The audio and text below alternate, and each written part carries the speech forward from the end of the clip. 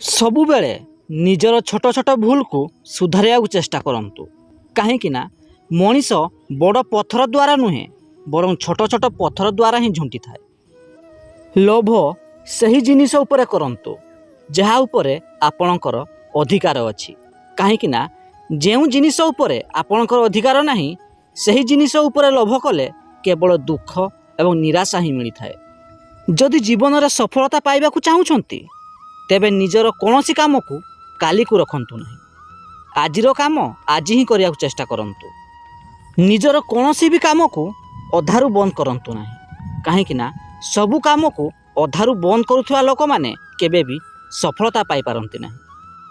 ଯେଉଁ ଲୋକମାନଙ୍କ ପାଖରେ ଆତ୍ମବିଶ୍ୱାସର ଅଭାବ ରହିଥାଏ ସେହିମାନେ ସର୍ବଦା ଦୃଢ଼ ପରିଶ୍ରମ କରିବାକୁ ଭୟ କରିଥାନ୍ତି।